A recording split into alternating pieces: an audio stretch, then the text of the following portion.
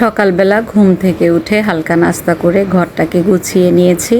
প্রতিদিন একই রুটিন থাকে, শুধু রান্নাঘরের মেনুগুলো চেঞ্জ হয় এই আর কি।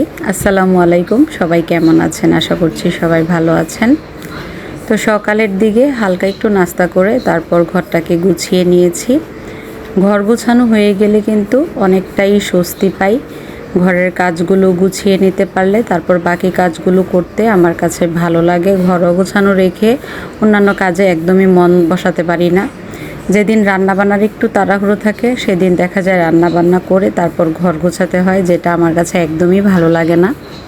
ঘরের সব কাজকর্মগুলো মোটামুটি কমপ্লিট করতে পারলেও মাথার উপরে যে পাখা আছে সেটা আমি পরিষ্কার করতে পারি না কোনো সময়ই। আর বড় একটা মই কিনতে হবে ঘরের জন্য, কারণ যে কোনো একটা উঁচু কিছুতে দাঁড়িয়ে তারপর পাখাগুলো পরিষ্কার করতে হয়। আর এত দ্রুত ময়লা হয়ে যায়, 1 মাসও হয়নি পরিষ্কার করেছি, আবার দেখি যে একই অবস্থা। তো পাখাগুলোর দিকে একদম তাকাতে পারছি না, এগুলো আবার সময় করে পরিষ্কার করতে হবে। এগুলো সবসময় আমার বড় মেয়ে ক্লিন করে দেয়। ও একটু হাইটে বেশি, তো এই জন্য ওকে দিয়েই দেখা যায় যে এই ধরনের কাজগুলো বেশিরভাগ করানো হয়। যে কাজগুলো করতে আমার কষ্ট হয় বা যে কাজগুলো আমি কমপ্লিট করতে পারি না সেগুলো আমার 2 মেয়ে দেখে দেখে গুছিয়ে দিবে। আলহামদুলিল্লাহ, আসলে মেয়ের মা হওয়াতে এগুলোই শান্তি। খুব ভালো লাগে যখন মেয়েরা আমার কাজের মধ্যে হেল্প করে বা আমাকে একটু সাপোর্ট করে। তো আজ কিন্তু শুক্রবার, বাসায় আছে মেয়েরা। তো শুক্রবারে একটু স্পেশাল রান্নাবান্না না হলে কিন্তু ভালো লাগে না। মুরগির মাংস বের করেছি ফ্রিজ থেকে, মুরগির মাংসটা এখন ভিজিয়ে রাখবো। মুরগির মাংস ভিজতে ভিজতে ওইদিকে বাকি রান্নাগুলো করে নিব। শুক্রবারে একটু স্পেশাল রান্না, যেমন মোরগ পোলাও বা একটু খিচুড়ি, গরুর মাংস বা বিরিয়ানি, এই ধরনের রান্নাগুলো করলে বাচ্চারা পছন্দ করে।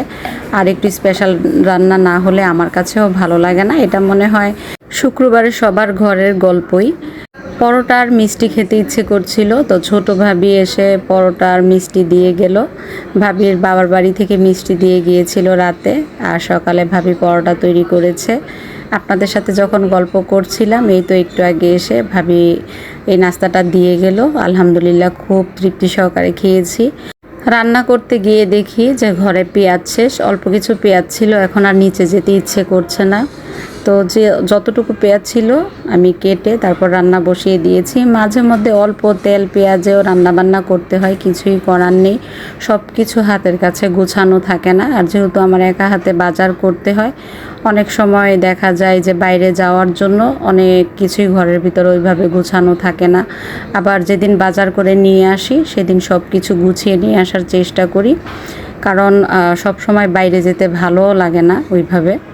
এতদিন বিভিন্ন ব্যস্ততার কারণে আপনাদের সাথে ব্লগ ভিডিওগুলো শেয়ার করতে পারিনি রেগুলার। আমারও অনেক ইচ্ছে করেছে যে রেগুলার ভিডিও দেই, আর ভিডিওগুলো কিন্তু আমার ভালো লাগা থেকেই আপনাদের সাথে শেয়ার করি। আমার কাছে ভালো লাগে, মনে হয় যে আমার সময়টাও কাটে, একটু ভিডিও করি।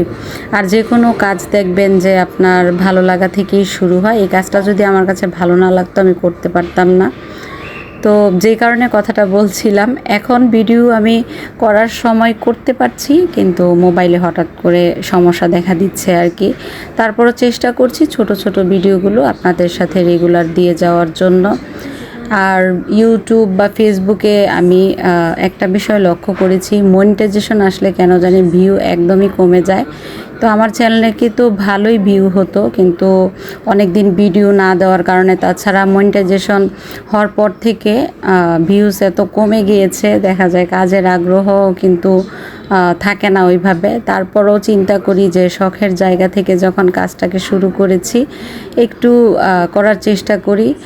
আর আমিও যদি আমার কাজকে ওইভাবে ভালোবেসে আপনাদের সাথে শেয়ার না করতে পারি, তাহলে কাজটাকে সুন্দরভাবে ফুটিয়ে না তুলতে পারি, তাহলে কিন্তু আমিও সামনে এগোতে পারবো না। যেমন আজকে 1 বছর ধরে আমি ইউটিউবে রেগুলার কাজই করতে পারছি না, বিভিন্ন ব্যস্ততায় বা সময় সুযোগ হয়ে উঠছে না। তাই এমন না যে আমি ইচ্ছে করে কাজ বন্ধ রেখেছি, বিভিন্ন কারণেই আমি কাজটা ওইভাবে গুছিয়ে করতে পারছিলাম না। তো কাজ যদি সুন্দর করে মনের মতো করে না দিতে পারি তখন ভালো লাগে না। তো আজকে কিছুদিন যাবৎ চাচ্ছিলাম যে রেগুলার হই আপনাদের সাথে ভিডিওতে, এখন আবার মোবাইলের সমস্যার কারণে স্ট্যান্ড দিয়ে সুন্দরভাবে যে কাজ করব সেটা করে উঠতে পারছি না। এক হাতে মোবাইল ধরছি, এক হাতে ভিডিও করছি। তো সব সময় মেয়েরা তো আর কাছে থাকে না, মেয়েরা কাছে থাকলে মাঝে মধ্যে একটু ভিডিওতে হেল্প করে। তো এখন আর মেয়েদেরকে বলি না, আমি আমার মতন ভিডিওগুলো করার চেষ্টা করি আর কি। আমি আমার কাজটাকে করে যেন সময় কাটাতে পারি, আপনাদের কাছেও ভালো লাগে, সেটার সব সময় একটা চেষ্টা থাকে আর কি।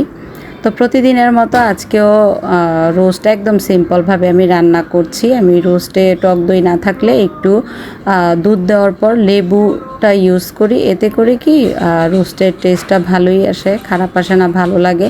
আর একটু বেশি করে দুধ দেওয়ার চেষ্টা করি, এতে করে গ্রেভিটা ভালো লাগে খেতে।